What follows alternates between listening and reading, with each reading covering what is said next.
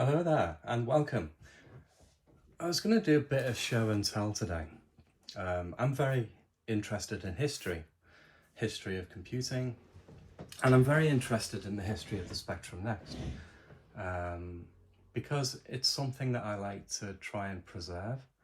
I've written a lot of stuff about making the Spectrum Next, but I just wanted today to show some of the evolution of the case. And the case for the Next went through a lot of revisions, and it was a very painful process. And I have here some of the samples that we received back in the day. Now, as many of you will know, we lost our original case partner who pulled out around April 2018, and we had to quickly find a new one. And then once we'd found that new one, we then had to bring them up to speed on the design and work out all of the details, the thing that we'd spent the last many months dealing with the previous case partner. And as part of that process, obviously they've created the mold, and then they're going to do their first ever injection to see what basically comes out and see how close it is, how their parameters are in terms of speed, pressure of injection, various elements like cooling, what comes out the other end. And it's not a finessed thing. It's not meant to represent anything except for a guide, really, to see how close are we. And this first injection is called T0. It is not normally shared with a customer, but because the Spectrum Next is the Spectrum Next, it was shared with us, and we received it and reacted and responded to it. And obviously the manufacturing company already knew a lot of this stuff anyway, because it is really for their internal guidance, but we fed back information on it anyway. And this is the T0. Well, it's one of three, I believe, T0 cases that were made for the Spectrum Next. So this is the first of three cases that came out once the mold had been made. And of course we have some coloured plugs here as well. Now the eagle-eyed amongst you might notice that there's a slight difference in the coloured plugs compared to an actual finished Spectrum Next. And that is because the green and the yellow were moulded incorrectly, so they used the incorrect colours. Also, the red is not a great colour at all. But if I just demonstrate the Japanese word poka-yoke, and poka-yoke means something along the lines of no mistakes. And it's a way of informing an assembler on how to install or put a product together in a way that they cannot make a mistake. Now, it sounds counterintuitive because I've just said that these are the wrong way around, but in reality what the case manufacturer had done in this instance was moulded the colours incorrectly. So this two end pins, probably easier to see on the red, are designed to go into the holes, and they are the same for every coloured plug. But it's the middle pin, the shorter pin, which is the poka-yoke. And that pin is offset slightly on each coloured plug. And that corresponds with the holes here.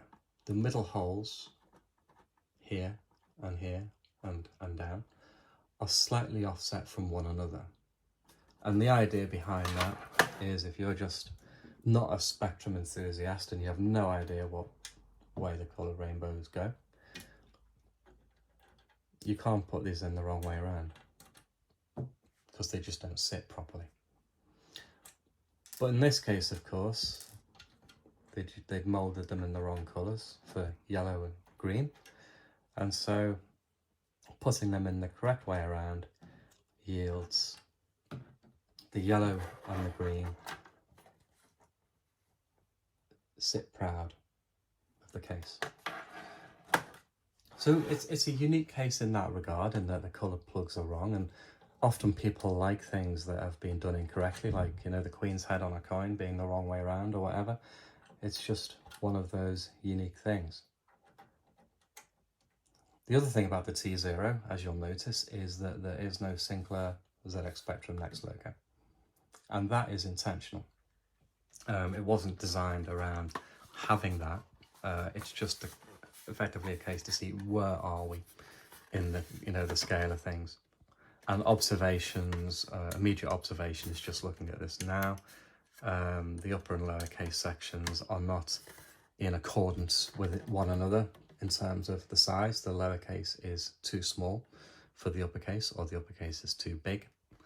Obviously there's no writing on it because that comes much later. And there are some issues with the kind of where things should be gloss and where things should be matte. And the textures are not actually finalized.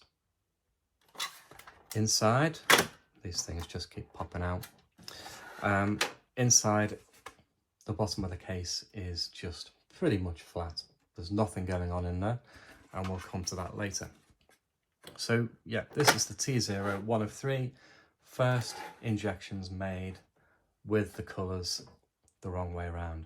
So for that reason, I really like this case. It's fairly unique. Right, that's that one. Next up,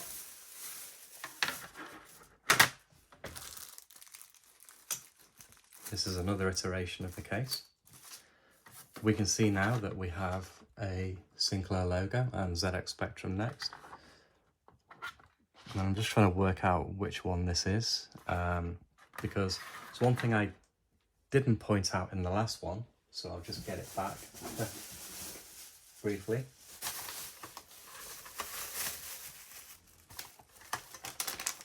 Okay, just put this to one side. So this T0, there are thin sections. Oh, take that out later. There are thin sections here where we need component clearances. So the things like the joystick ports sit quite proud, and so the case has to be slightly thinner at this point. But the problem with these thin areas is they don't always fill well. And you probably can't tell from here, but the fill is not good. It's not pretty at all. And we made the decision further down the line to just make these holes, basically, to add metal to the mould and to make them holes, which is why on subsequent case revisions you can see that they are indeed now holes. Let me just pick up that coloured plug from this one. Okay. Right, so back to this one. Let's put the old one away. I want to keep it all nicely together.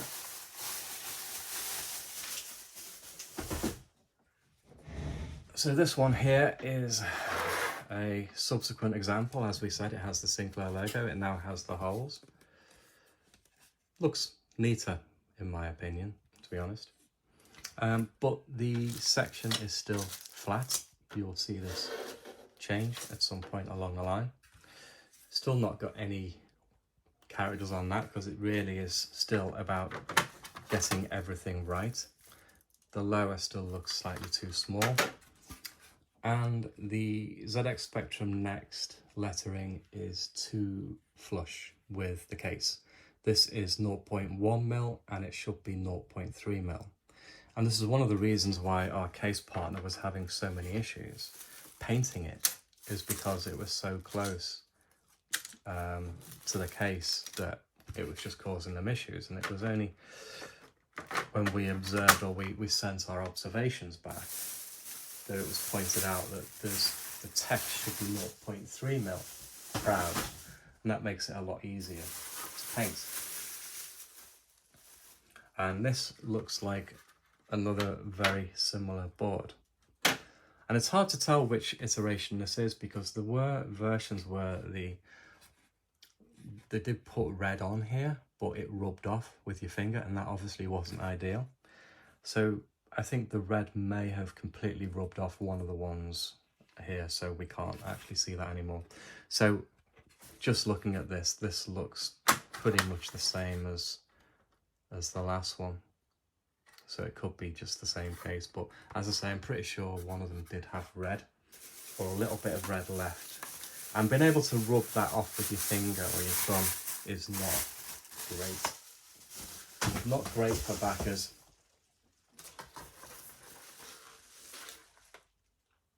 Which brings us on to this one, yet another revision. We'll see that the ZX Spectrum Next is painted, however, it's still too low. Perhaps this hasn't been fed back at this point. You know, it's quite difficult sometimes remembering the timeline of events.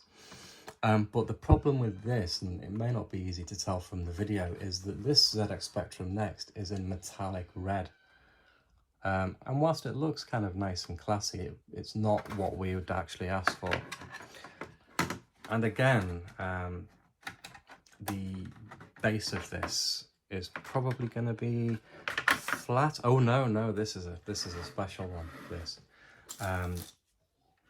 So you'll have noticed from your own Next, if you've ever opened them up or seen videos of them, that the bottom of the case has a number of support structures in it now, which you haven't seen with the previous iterations.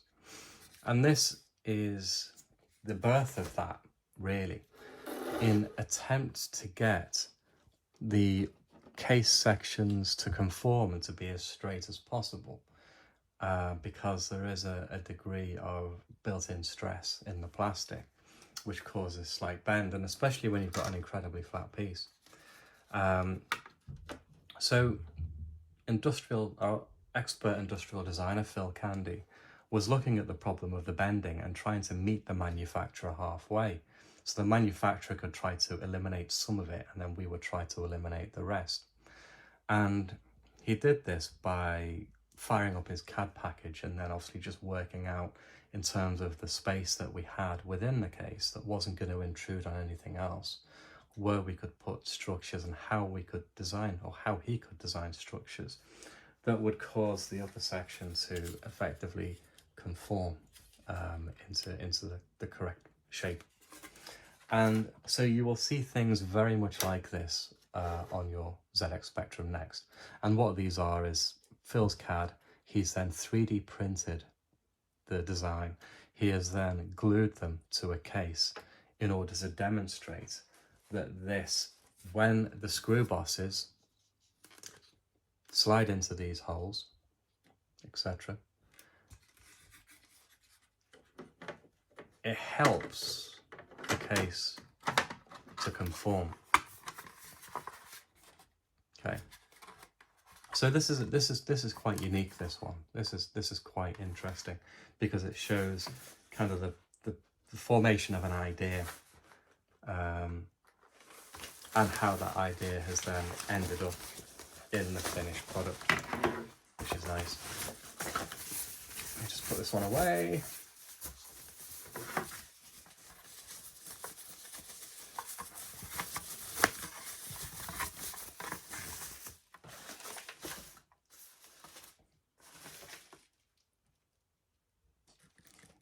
Rick Dickinson there.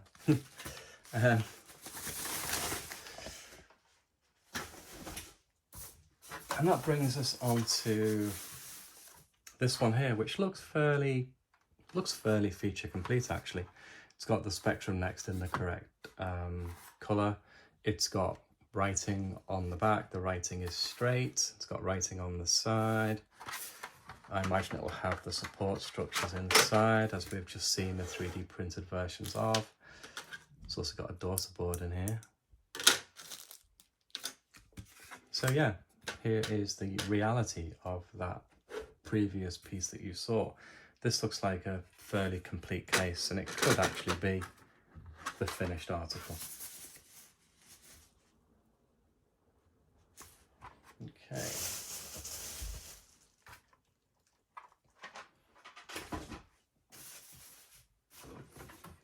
And I've got another one here, which could actually be the same. I'm not sure, actually. I think the text is a bit wonky on this one, slightly close to the lip here, and then rising slightly here.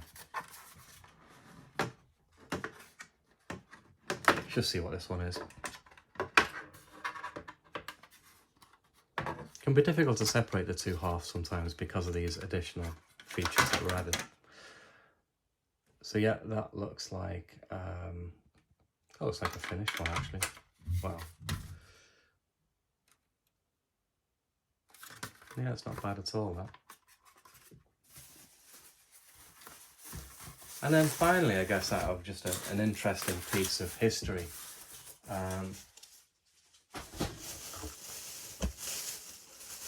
guess prior to going down the route of SLA models, this is a 3D print of the pertinent parts of the Next in terms of the motherboard. So this was one created by Rick and Phil, just to kind of work out the clearances on the board. And I have one of their boards here. Well, I have a couple of their boards here because they don't necessarily care whether something is fully populated or not. Tends to be more consideration for things which have, consideration for tall components basically. So where you'll see this issue 2B isn't populated at all, except for the keyboard connectors. And then you have this 2A, which has probably been abused quite a bit because it's missing a few pins here. What else is wrong with it? I might fire it up one day and see what happens, see if it works or not. I'm just trying to see if there's anything obviously missing from it, because we can see that it looks like it's been, you know, the original joystick ports have been removed and new joystick ports have been stuck on. But it's not necessarily going to be true that these have been soldered on, because for industrial design, you don't need a functioning product. All you need is something that represents the shape and dimensions so that you can test, you know, these joystick ports out with your design. And so what would happen here is this piece would hopefully fit into here. And then, you know, they could then, not fitting that well actually, it's probably, there we go, that's better, I think. There we go. So, you know, so this kind of helps inform on clearances and such like, without going down the full SLA route, which obviously they did eventually. I don't have that myself, but this is a nice, cool piece of history that was used by our industrial designers, Rick and Phil, to help create the Next. So that was it really. I don't think there's anything else exciting around here, so I'll leave you with that. Cheers.